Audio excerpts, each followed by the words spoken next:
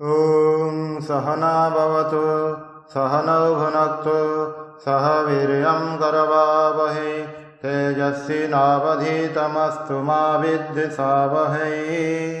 ॐ शान्ति शान्ति शान्तिः। हरि ओम। विवेक चूड़ामणि श्लोक नंबर 307। तस्मात् अहंकारम इमं सशत्रुं भक्तुः गले कंटकवत् प्रतीतं विच्छिद्य विज्ञान महाअसिना स्फुटं भुंख्यात्म साम्राज्य सुखम यथेष्टम। अर्थात सेथिपाई भक्तार गलारे कंटा सदृश आत्मशत्रु एही अहंकार को विज्ञान रूपक महाअसी द्वारा छिन्न करी स्वयं फुटी उठा। तुमर जो स्वातंत्र्य बोध ताको सम्राटर साम्राज्य भोग परी जेपरी इच्छा भोग कर। कहउछंती तुम गलारे गोटे कंटा लागिछि, ताहा तुमको सबु समय कष्ट देउछि, ताको बाहर करबाको हेबो। एही कंटाटी कौन? यह होछि अहंकार। एही अहंकार को नहीं आमर सबु प्रकारर समस्या। तेणु बारंबार शास्त्र स्मरण करई देउछंती जे आमर समस्त दुखर मूल रही यही अहंकार। यही देह संगरे निजको मिसई देवार यही देहात्म बुद्धि ही अहंकार। हिंदू मानकर मूल धर्म चिंता होछि जे मु आत्मा, देह ठार मु भिन्न। आम मानकर यही देहटा किपरि? यह गोटे वस्त्र सदृश।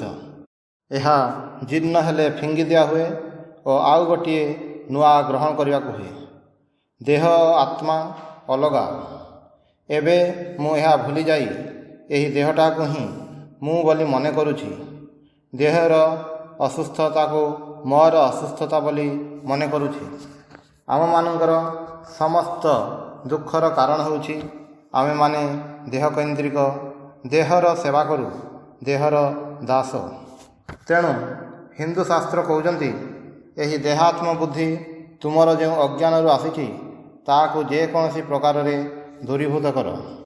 किपरि एक सुंदर दृष्टांत देउछंती। अहंकारम इमं सशत्रुं। यही अहंकार तुमर शत्रु। ता किपरि?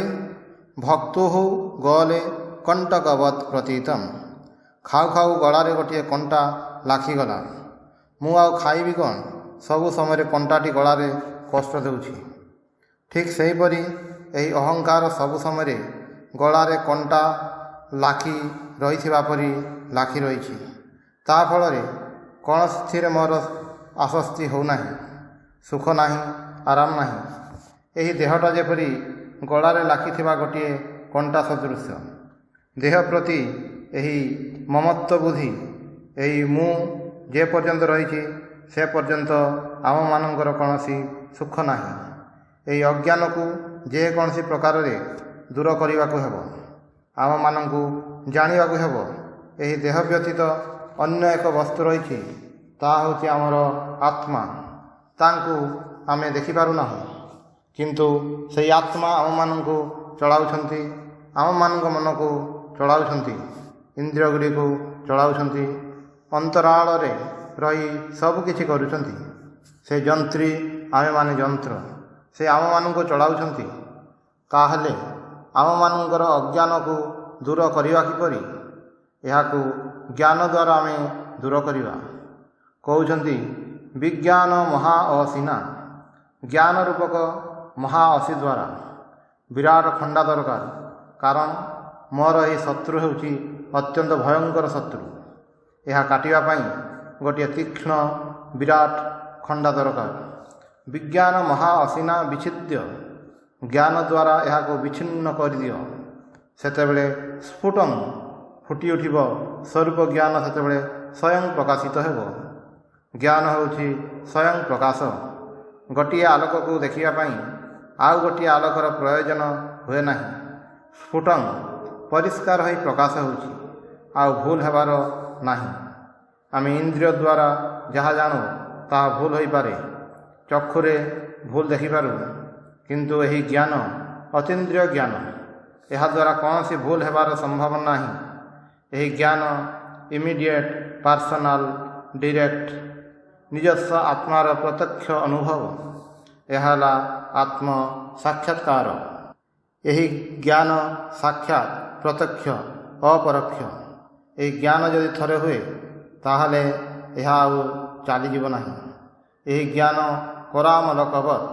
ତୁମର ହାତ ମୁଠାରେ ପ୍ରକୃତ ଫଳଟା ରହିଛି।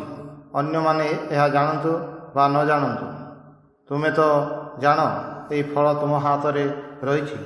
ତେଣୁ କହୁଛନ୍ତି ଭୁଙ୍କ୍ଷ ଆତ୍ମ ସାମ୍ରାଜ୍ୟ ସୁଖମ ଯଥେଷ୍ଟମ୍।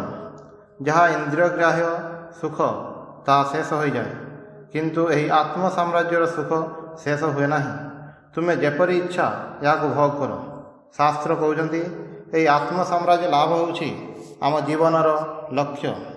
ମୁଁ ମୋର ସମ୍ରାଟ। ଆମେ ନିଜକୁ ଭୁଲି ଯାଇଛୁ, ତେଣୁ ଦାସ ହୋଇ ରହିଛୁ, ଦେହର ଦାସ। କହୁଛନ୍ତି ଏହି ଅଜ୍ଞାନକୁ ଦୂର କର, ତାହେଲେ ହିଁ ଆତ୍ମ ସାମ୍ରାଜ୍ୟ ଭୋଗ କରିପାରିବ। ତୁମର ଦାସତ୍ୱ ଚାଲିଯିବ। ତୁମେ ଯେ ସମ୍ରାଟ ସେହି ପରିଚୟ ଫେରି ପାଇବ। ପରବର୍ତ୍ତୀ ଶ୍ଲୋକ ନମ୍ବର 308। ତତଃ ଅହମ୍ ଆଦେଃ ବିନିବର୍ତ୍ତ୍ୟବ୍ରୀତିଂ ସଂତ୍ୟକ୍ତରାଗଃ ପରମାର୍ଥଲାଭାତ୍ ତୁଷ୍ଣିଂ ସମାସସ୍ୱ ଆତ୍ମସୁଖାनुभୂତ୍ୱା ପୂର୍ଣ୍ଣାତ୍ମନା ବ୍ରହ୍ମଣି ନିର୍ବିକଳ୍ପଃ। ଅର୍ଥାତ୍ ଅତଏବ ମୁଁ ମୋର ଭାବର ଯେଉଁସବୁ ବୃତ୍ତି ସେଗୁଡ଼ିକୁ ନିବୃତ୍ତ କରି ପରମାର୍ଥ ଲାଭ ପାଇଁ ଆସକ୍ତି ବର୍ଜିତ ଓ ନିର୍ବିକଳ୍ପ ହୋଇ ତୁମେ ଆତ୍ମସୁଖାନୁଭୂତି ନେଇ ପରିପୂର୍ଣ୍ଣ ଆତ୍ମାରେ ନିଶ୍ଚୁପ ଭାବରେ ବ୍ରହ୍ମରେ ସମାସୀନ ହୋଇ ରୁହ।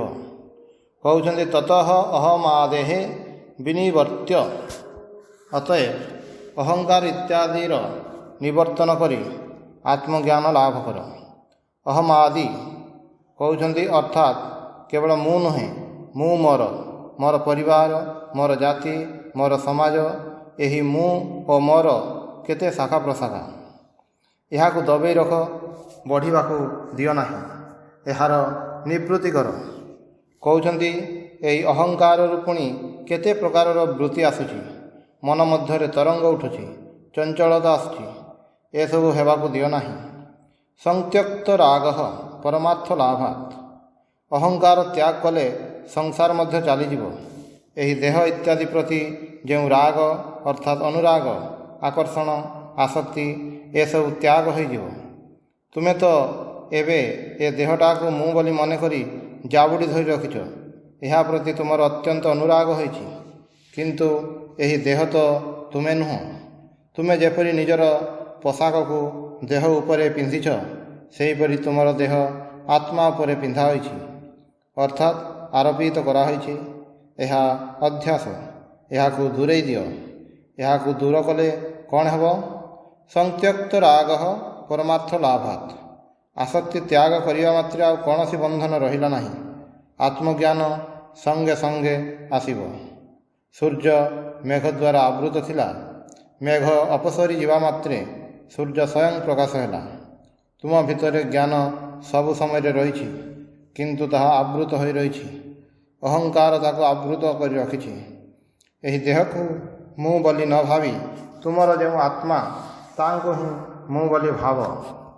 ଶ୍ରୀରାମକୃଷ୍ଣଙ୍କ ଭାଷାରେ ମୋଡ଼ ଫେରେଇ ଦିଅ। ଦେହ, ମନ, ବୁଦ୍ଧି ଏସବୁରୁ କୌଣସିଟି ହେଲେ ତୁମେ ନୁହଁ। ଏହାକୁ ତୁମେ ଭଲ ଭାବରେ ବୁଝ। ତାହେଲେ ହିଁ ତୁମର ପରମାର୍ଥ ଲାଭ ହେବ ଓ ଦେହକୈନ୍ଦ୍ରିକ ବସ୍ତୁରେ ଆସକ୍ତି ଚାଲିଯିବ। ଛୋଟ ଜିନିଷ ନେଇ ରୁହ ନାହିଁ, ବଡ଼ ଜିନିଷ ଲାଭ କର। ପରମ ଅର୍ଥ ସବୁଠାରୁ ବଡ଼। ଅର୍ଥ ମାନେ ବିଷୟ, ପରମ ମାନେ ଶ୍ରେଷ୍ଠ। ରୂପ ଲାବଣ୍ୟ କାମ୍ୟ ହୋଇପାରେ, ଅର୍ଥ କାମ୍ୟ ହୋଇପାରେ, କିନ୍ତୁ ସବୁଠାରୁ ଶ୍ରେଷ୍ଠ ହେଉଛି ଆତ୍ମଜ୍ଞାନ। ତାହା ହିଁ ପରମାର୍ଥ। ଆତ୍ମଜ୍ଞାନ ଲାଭ ହିଁ ସବୁଠାରୁ ଶ୍ରେଷ୍ଠ ଲାଭ। ଗୀତାରେ କହୁଛନ୍ତି ୟଂ ଲବ୍ଧ୍ୱା ଚାପରଂ ଲାଭଂ ମନ୍ୟତେ ନାଧିକଂ ତତଃ। ଅର୍ଥାତ୍ ଯାହା ପ୍ରାପ୍ତ ହେଲେ ମନେ ହୁଏ ସବୁ କିଛି ପାଇଯାଇଛି। ପୂର୍ଣ୍ଣକାମ, ଆପ୍ତକାମ, ପରମାର୍ଥ ଲାଭାତ୍। ସେତେବେଳେ କ'ଣ ହୁଏ? ତୁଷ୍ଣିଂ ସମାସ୍ୱ ଆତ୍ମସୁଖ ଅନୁଭୂତ୍ୟା। ଚୁପ୍ ହୋଇ ବସିଥାଅ। ଆତ୍ମସୁଖାନୁଭୂତି ନେଇ ଶାନ୍ତ ହୋଇ ରୁହ। ମୋର ଆତ୍ମାକୁ ଜାଣିବାର ସୁଖ ଅନୁଭବ କରୁଛି। ମୋର ଆଉ କୌଣସି ସୁଖ ଦରକାର ନାହିଁ। ଚୁପ୍ ହୋଇ ବସି ରହିଛି। ସମ୍ପୂର୍ଣ୍ଣ ରୂପେ ମୂଳ ଉତ୍ସକୁ ଚାଲିଯାଇଛି। ସବୁ ଆନନ୍ଦର ଉତ୍ସ ଯେଉଁଠାରେ ସେହି ଆନନ୍ଦ ଅନୁଭବ କରୁଛି। ମୁଁ ଆଉ ଦେହର ସାହାଯ୍ୟ ନେବି ନାହିଁ। ସମ୍ପୂର୍ଣ୍ଣ ରୂପେ ଉତ୍ସକୁ ଚାଲିଯାଇଛି। ପୂର୍ଣ୍ଣ ଆତ୍ମନା, ମୁଁ ପୂର୍ଣ୍ଣ। ଆମ ସମସ୍ତଙ୍କର ଏକ ଅପୂର୍ଣ୍ଣତା ବା ଅଭାବ ବୋଧ ଥାଏ, କିନ୍ତୁ ବର୍ତ୍ତମାନ ମୁଁ ନିଜଠାରେ ନିଜେ ପୂର୍ଣ୍ଣ। ବାହ୍ୟ ଜଗତରୁ ମୋର ଆଉ କିଛି ପାଇବାର ନାହିଁ। ତୁଷ୍ଣିଂ ସମାସ୍ୱ ପୂର୍ଣ୍ଣାତ୍ମନା ବ୍ରହ୍ମଣି ନିର୍ବିକଳ୍ପ।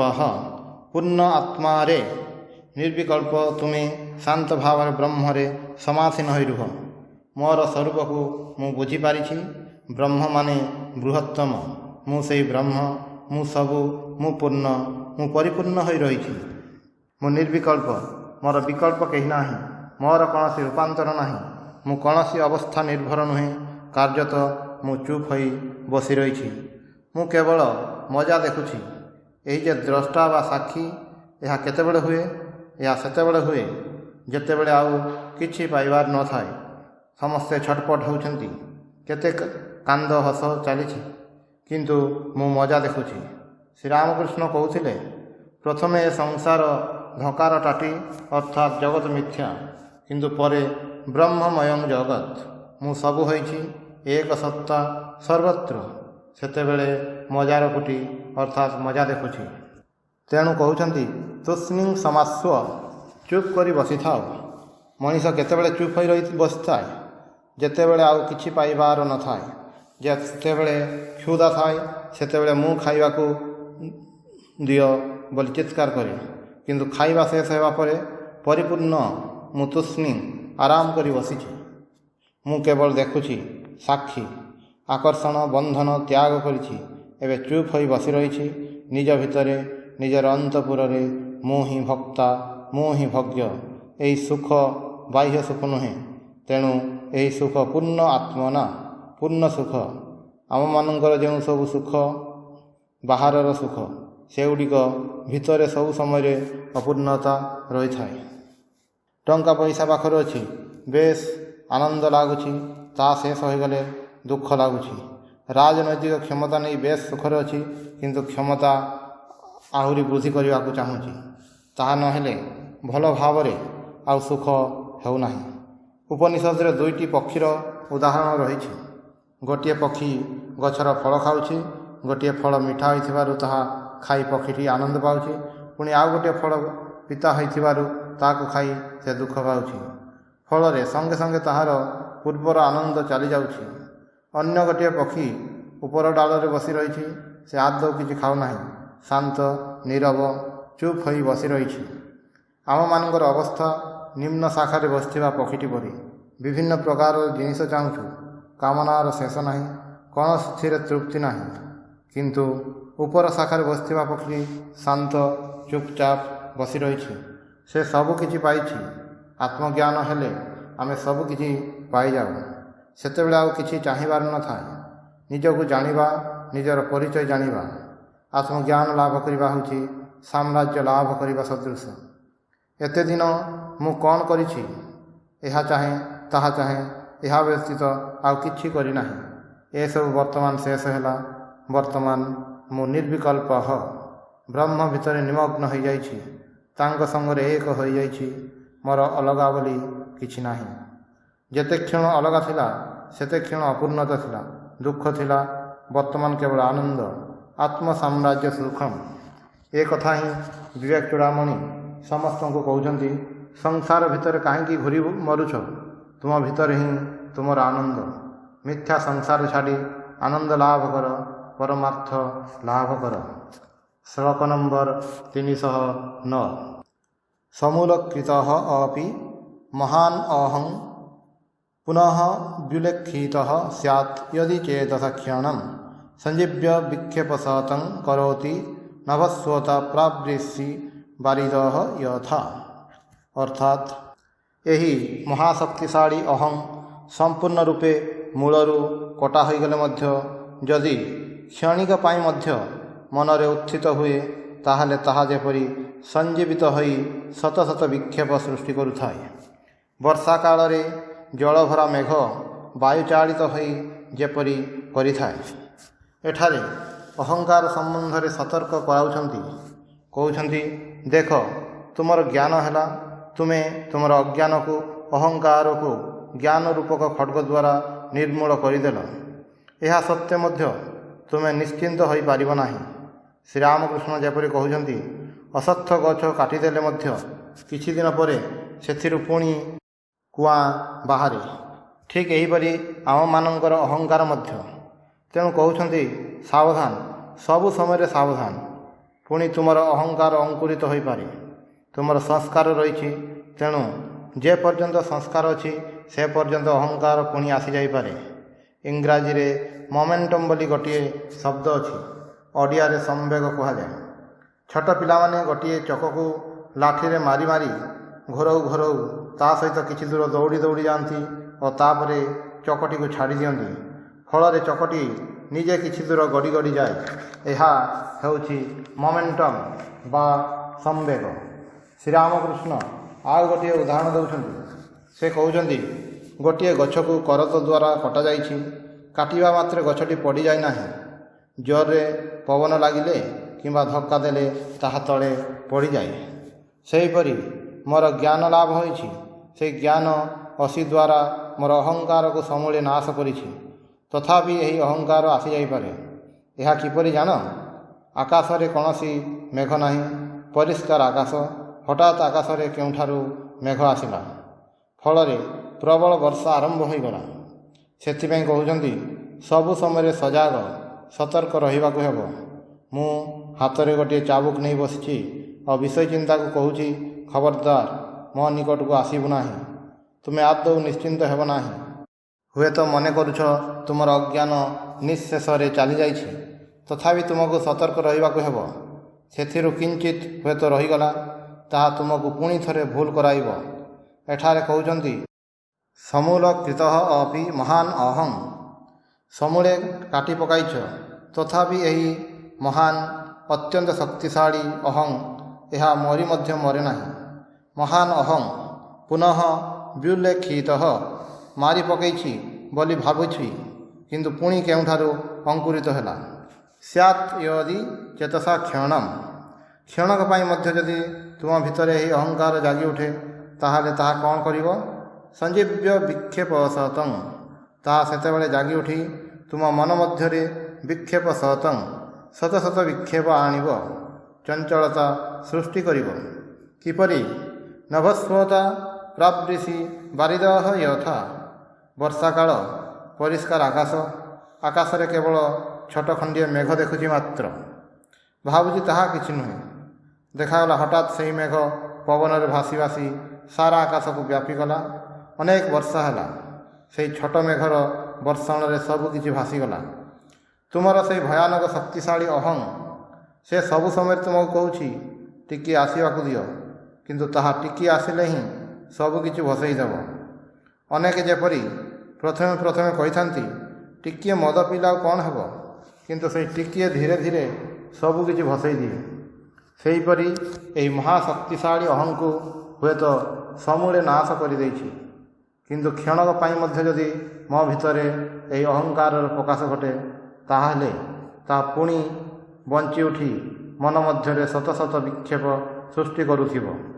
କାର୍ଯ୍ୟତଃ ସାବଧାନ ରୁହ, ନିଶ୍ଚିନ୍ତ ହେବ ନାହିଁ, ସଦା ଜାଗ୍ରତ ରହିବ। ତୁମେ ସବୁ ସମୟରେ ବିଚାର କର, ତୁମେ ଦେହ ନୁହଁ, ମନ ନୁହଁ, ବୁଦ୍ଧି ନୁହଁ। ଏହିପରି ଭାବରେ ମନକୁ ସଜାଗ ରଖ ସବୁ ସମୟରେ, ନିଶ୍ଚିନ୍ତ ହୋଇ ରୁହ ନାହିଁ। ପରବର୍ତ୍ତୀ ଶ୍ଲୋକ ନମ୍ବର 310। ନିଗୃହ୍ୟ ଶତ୍ରଃ ଅହମଃ ଅବକାଶଃ କଚ୍ଚିତ୍ ନ ଦେୟଃ ବିଷୟାନୁଚିନ୍ତୟା ସ ଏବ ସଞ୍ଜୀବନ ହେତୁଃ ଅସ୍ୟ ପ୍ରକ୍ଷିଣଜମ୍ବିରତରଃ ଇବାମ୍ବୁ। ଅର୍ଥାତ୍ ଅହଙ୍କାର ରୂପକ ଶତ୍ରୁକୁ ବଶରେ ଆଣିବା ପରେ ତାକୁ ଆଉ ବିଷୟ ଚିନ୍ତା ସଙ୍ଗରେ ଯୁକ୍ତ ରହିବା ପାଇଁ ଆଉ କୌଣସି ଅବକାଶ ଦେବା ଉଚିତ ନୁହେଁ। ଜଳ ଯେପରି ଶୁଖିଯାଇଥିବା ଲେମ୍ବୁ ଗଛରେ ପ୍ରାଣ ସଞ୍ଚାର କରେ, ସେପରି ଏହି ବିଷୟ ଚିନ୍ତା ମୃତପ୍ରାୟ ଅହଙ୍କାରକୁ ପୁନର୍ବାର ସଞ୍ଜୀବିତ କରେ। କହୁଛନ୍ତି, ଏହି ଅହଙ୍କାର ହେଉଛି ଆମମାନଙ୍କର ସବୁଠାରୁ ବଡ଼ ଶତ୍ରୁ। ଅନେକ କୌଶଳ କରି ମୁଁ ଏହାକୁ ନିଗ୍ରହ କରି ମୃତପ୍ରାୟ କରିଦେଇଛି। ବର୍ତ୍ତମାନ ତାହା ମୋ ବଶରେ ରହିଛି। କିନ୍ତୁ ପୁଣି ମୁଁ ଯଦି ବିଷୟ ଚିନ୍ତା କରେ ତାହେଲେ ସବୁ ଗୋଳମାଳ ହୋଇଯିବ। ଶ୍ରୀରାମକୃଷ୍ଣ ବିଷୟ ପ୍ରସଙ୍ଗ ସହିପାରୁନଥିଲେ। ସେ କାଶୀ ଯାଇଛନ୍ତି, ସାଙ୍ଗରେ ମଥୁରବାବୁ ଅଛନ୍ତି, ଜମିଦାର ଲୋକ। ଆଉ ଜଣେ ଜମିଦାରଙ୍କ ସହିତ ବିଷୟ କଥା କହୁଛନ୍ତି। ଠାକୁର ଏସବୁ କଥା ଶୁଣି ରହିପାରିଲେ ନାହିଁ। କାନ୍ଦି କାନ୍ଦି କହିଲେ, ମା, ଏଠାରେ ମଧ୍ୟ ବିଷୟ କଥା ଶୁଣିବାକୁ ହେବ? ତାହେଲେ ତ ମୁଁ ଦକ୍ଷିଣେଶ୍ୱରରେ ଭଲରେ ଥିଲି। ବିଷୟ କଥା ଶୁଣିଲେ ବା ଭାବିଲେ ତାହା ପ୍ରତି ଆମର ଅନୁରାଗ ବଢ଼ୁଥାଏ। ଏହା କିପରି ଜାଣ? ଲେମ୍ବୁ ଗଛ ଶୁଖିଯାଇଛି, କିନ୍ତୁ ତୁମେ ସେଥିରେ ପାଣି ଢାଳୁଛ। ଗଛଟି ଜମ୍ବିର ଅର୍ଥାତ୍ ଲେମ୍ବୁ ଗଛ, ପ୍ରକ୍ଷୀଣ ଅର୍ଥାତ୍ ଶୁଖିଯାଇଛି, ମୃତପ୍ରାୟ ହୋଇଯାଇଛି। ସେଥିରେ ପାଣି ଢାଳିଲେ ତାହା ପୁନର୍ବାର ବଞ୍ଚି ଉଠିବ। ଠିକ୍ ସେହିପରି ଆମର ବିଷୟ ଅନୁରାଗ ସେସବୁ କଥା କହୁ କହୁ ପୁଣି ଫେରିଆସିବ। ସେତେବେଳେ ଏହି ବିଷୟ ହିଁ ଭଲ ଲାଗିବ। ପୂର୍ବରୁ ଯେପରି ଥିଲି ପୁଣି ସେପରି ହୋଇଯିବି। ପୁଣି ଥରେ ମୁଁ, ମୋର ସଂସାର, ମୋର ଜିନିଷ, ମୁଁ କରି ମାତିଯିବି। ସେଥିପାଇଁ କହୁଛନ୍ତି, ବିଷୟ ଚିନ୍ତା ଆଦୌ କରିବ ନାହିଁ। ନିଗୃହ୍ୟ ଶତ୍ରଃ ଅହମଃ ଅବକାଶଃ କଚିତ୍ ନ ଦେୟଃ ବିଷୟ ଅନୁଚିନ୍ତୟା। ଏହି ଅହଙ୍କାରକୁ କୌଣସି ପ୍ରକାର ଅବକାଶ ଦିଅ ନାହିଁ, ସୁଯୋଗ ଦିଅ ନାହିଁ। ଏହି ବିଷୟ ଚିନ୍ତାର ସୁଯୋଗ ଆଦୌ ଦିଅ ନାହିଁ। ବିଷୟ ଚିନ୍ତା କିପରି? ସ ଏବ ସଞ୍ଜୀବନ ହେତୁ ଅସ୍ୟ ପ୍ରକ୍ଷୀଣ ଜମ୍ବିରତରଃ ଇବ ଅମ୍ବୁ। ତାହା ମୃତପ୍ରାୟ ଅହଙ୍କାରକୁ ପୁଣି ସଞ୍ଜୀବିତ କରିବ। ଯେପରି ଗୋଟିଏ ପ୍ରକ୍ଷୀଣ ଜମ୍ବିର ତରହ, ଶୁଖିଯାଉଥିବା ଲେମ୍ବୁ ଗଛ ପାଣି ପାଇଲେ ତାହାର ଯେପରି ଅବସ୍ଥା ହୁଏ। ପ୍ରକୃତ କଥା ହେଉଛି, ଭଲ ମନ୍ଦ ଉଭୟ ରହିଛି। ମନ୍ଦ ସ୍ଥାନରେ ଭଲ ଚିନ୍ତା କର। ଶ୍ରୀରାମକୃଷ୍ଣ କହୁଛନ୍ତି, ଯେତେ ତୁମେ ପୂର୍ବ ଦିଗକୁ ଆଗେଇ ଯିବ ସେତେ ତୁମେ ପଶ୍ଚିମ ଦିଗରୁ ଦୂରେଇ ଯିବ। ଯିଏ ଥରେ ବ୍ରହ୍ମାନନ୍ଦ ପାଇଛି ତା ନିକଟରେ ବିଷୟାନନ୍ଦ ଅଲଣା ଲାଗେ। ଯିଏ ଈଶ୍ୱର ଚିନ୍ତା କରୁଛି ତାହାର ଆଉ ବିଷୟ ଚିନ୍ତା ଭଲ ଲାଗିବ ନାହିଁ। ପୁଣି ଯିଏ ବିଷୟ ଚିନ୍ତା କରୁଛି ତାହାର ଈଶ୍ୱର ଚିନ୍ତା ଭଲ ଲାଗିବ ନାହିଁ। ଶାସ୍ତ୍ର କହୁଛନ୍ତି, ଏହି ମୁତ୍ୱ ହେଉଛି ମହାଶତ୍ରୁ। ତେଣୁ ସବୁ ସମୟରେ ଭାବିବାକୁ ହେବ, ମୁଁ ନୁହେଁ ତୁମେ, ତୁମେମାନେ ଈଶ୍ୱର, ସମସ୍ତେ ତୁମେ କିମ୍ବା ସମସ୍ତେ ମୁଁ। ଏପରି ଦୃଷ୍ଟିଭଙ୍ଗୀର କଥା ହିଁ କହୁଛନ୍ତି। ଏହାପରେ ଶ୍ଲୋକ ନମ୍ବର 311।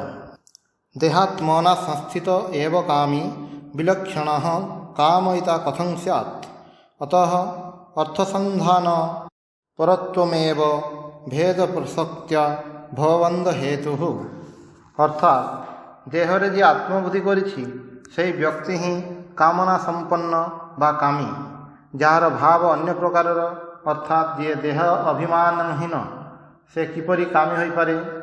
ବିଷୟ ଚିନ୍ତା ପରତା ହିଁ ଆସକ୍ତିର ସଂଯୋଗରେ ଭେଦ ବୁଦ୍ଧି ସୃଷ୍ଟି କରେ, ସଂସାର ବନ୍ଧନର କାରଣ ହୁଏ। କହୁଛନ୍ତି, ଏହି ଦେହାତ୍ମବୋଧ ବା ଦେହ ବୁଦ୍ଧିରୁ ହିଁ କାମନା ବାସନା ଆସିଥାଏ। ମୁଁ ଭଲରେ ରହିବି, ଭଲ ଖାଇବି, ମାନ ସମ୍ମାନ ଲାଭ କରିବି, ଏହିପରି ସବୁ କାମନା। ତେଣୁ କହୁଛନ୍ତି, ଦେହାତ୍ମନା ସଂସ୍ଥିତ ଏବ କାମୀ। କାମୀ କାହାକୁ କୁହାଯାଏ? କାମ ମାନେ କାମନା, କାମୀ ମାନେ ଯାହାର ବାସନା କାମନା ରହିଛି। ମୁଁ ଯେ ସନ୍ତାନର କାମନା କରୁଛି, ଟଙ୍କା ପଇସାର କାମନା କରୁଛି, ସବୁ ନିଜ ପାଇଁ, ମୁଁ ନିଜ ପାଇଁ ସବୁ କରୁଛି। ଆତ୍ମନସ୍ତୁ କାମାୟ ସର୍ବଂ ପ୍ରିୟଂ ଭବତି। ଏହି ଯେ ନିଜକୁ ଭଲ ପାଏ, ନିଜ ପ୍ରତି ଭଲ ପାଇବା ପାଇଁ ହିଁ ସମସ୍ତେ ମୋର ପ୍ରିୟ। ଦେହାତ୍ମନା ସଂସ୍ଥିତ ଏବ କାମୀ। କାମୀ କିଏ? ଯିଏ ଏ ଦେହକୁ ମୁଁ ବୋଲି ମନେ କରେ। କିନ୍ତୁ ଆମର ମୂଳ ଓ ଶେଷ କଥା ହେଉଛି ଯେ ଦେହ ଆତ୍ମାଠାରୁ ପୃଥକ। ଏହି ଦେହକୁ ଯେ ରକ୍ଷା କରିବାକୁ ହେବ ଏ କଥା କେହି ଅସ୍ୱୀକାର କରୁନାହିଁ। କିନ୍ତୁ ଆମେ ଦେହ ସର୍ବସ୍ୱ ହେବା ଉଚିତ ନୁହେଁ। ଯିଏ ଦେହକୁ ମୁଁ ବୋଲି ଭାବେ ସେ ହେଉଛି କାମୀ। ବିଲକ୍ଷଣଃ କାମୟିତା କଥଂ ସ୍ୟାତ୍। ଯିଏ ତାହା କରେ ନାହିଁ ତାହାର କାମନା ବାସନା କିପରି ରହିବ? ଅତଃ ଅର୍ଥସନ୍ଧାନ ପରତ୍ୱମ୍ ଏବ। ଅତଏବ ଅର୍ଥସନ୍ଧାନ ପରତ୍ୱମ୍, ବିଷୟ ପ୍ରତି ଅନୁରାଗ ହିଁ ଭେଦ ପ୍ରସକ୍ତ୍ୟା, ଆସକ୍ତି ଦ୍ୱାରା ଭେଦ ବୁଦ୍ଧି ସୃଷ୍ଟି କରୁଛି, ଆତ୍ମାଠାରୁ ଅଲଗା ହୋଇଯାଉଛି। ମୁଁ ଯାହା କିଛି ଖୋଜୁଛି ସବୁ ବାହାରେ ଖୋଜୁଛି, ତେଣୁ ଆତ୍ମାଠାରୁ ଦୂରେଇ ଆସୁଛି। ମୋତେ ଅନ୍ତର ଆଡ଼କୁ ଫେରିବାକୁ ହେବ।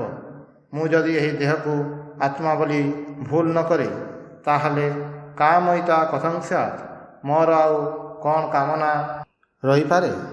ଦେହକୁ କେନ୍ଦ୍ର କରି ହିଁ ଆମମାନଙ୍କର ସମସ୍ତ କାମନା ବାସନା। ଦେହଠାରୁ ମୁଁ ଅଲଗା ଏହି ଧାରଣା ଯଦି ଦୃଢ଼ ହୁଏ, ତାହେଲେ ଆଉ କୌଣସି କାମନା ବାସନା ରହିବ ନାହିଁ। ଅତଃ ଅର୍ଥସନ୍ଧାନ ପରତ୍ୱମ୍ ଏବ ଭେଦ ପ୍ରସକ୍ତ୍ୟା। ଅର୍ଥ ମାନେ ହେଉଛି ବିଷୟ। ଆମେ ପରମାର୍ଥ କହିଲେ ବୁଝୁ ଯାହା ଅର୍ଥର ଊର୍ଦ୍ଧ୍ୱରେ ଅଛି। ଅର୍ଥ ହେଉଛି ଇନ୍ଦ୍ରିୟଗ୍ରାହ୍ୟ ବିଷୟ, କିନ୍ତୁ ପରମାର୍ଥ ହେଉଛି ପରମାତ୍ମା, ଯାହା ଶ୍ରେଷ୍ଠ, ଯାହାଠାରୁ ଶ୍ରେୟସ୍କର ଆଉ କିଛି ହୋଇପାରେ ନାହିଁ। ପରମାର୍ଥ ହେଉଛି ଆତ୍ମଜ୍ଞାନ, ଈଶ୍ୱର, ପରମାତ୍ମା। କହୁଛନ୍ତି ଅର୍ଥ ସନ୍ଧାନ ପରତ୍ୱମ୍ ଏବ। ଆମର ସବୁ ସମୟରେ ଅର୍ଥର ସନ୍ଧାନ ଚାଲୁଛି। ସବୁ ସମୟରେ ଆମେ ଭିକାରୀ ପରି ଚାହୁଁଛୁ। ଏହା ହିଁ ଆମମାନଙ୍କୁ ଆତ୍ମାଠାରୁ ପୃଥକ୍ କରୁଛି। ମୋର ପ୍ରଭୁତ୍ୱ ଦରକାର, ଭିକ୍ଷାବୃତ୍ତି ନୁହେଁ। ମୁଁ ଯେ ପ୍ରଭୁ ଏହା ଯଦି ବୁଝିପାରେ, ଦେହାତିରିକ୍ତ କିଛି ଗୋଟିଏ ରହିଛି ଏହା ଯଦି ବୁଝିପାରେ, ତାହେଲେ ସଂସାରରେ ଆଉ ଅତ୍ୟଧିକ ଆସକ୍ତ ହେବି ନାହିଁ। ମନୁଷ୍ୟ ଭିତରେ ଏକ ଡିଭାଇନ୍ ଡିସ୍କଣ୍ଟେଣ୍ଟ ଥାଏ। ଏପରି ହେବା ଭଗବାନଙ୍କର ଆଶୀର୍ବାଦ। ଏହି ଅତୃପ୍ତି ନଥିଲେ ମନୁଷ୍ୟ ଭୋଗ ସୁଖ ନେଇ ଭୁଲି ରୁହନ୍ତା, କିନ୍ତୁ ମନୁଷ୍ୟ ତାହା ପାରେ ନାହିଁ। ଭଲ ସଂସାର ରହିଛି, ଟଙ୍କା ପଇସା ଅଛି, ମାନ ସମ୍ମାନ ଅଛି, ସବୁ କିଛି ରହିଛି, ତଥାପି ସୁଖ ନାହିଁ। ଏସବୁରେ ତା'ର ତୃପ୍ତି ନାହିଁ। ଆଉ କିଛି କ'ଣ ଅଛି ଯାହା ମୁଁ ପାଇଲି ନାହିଁ? ଏସବୁ ତ ପାଉଛି, ହାତ ଦ୍ୱାରା ଅନୁଭବ କରୁଛି, ମୁହଁ ଦ୍ୱାରା ସ୍ୱାଦ ନେଉଛି, କିନ୍ତୁ ଏହା ଛଡ଼ା ଆଉ କିଛି କ'ଣ ଅଛି? What else, what else? ଏହା ତ ବାହାରର।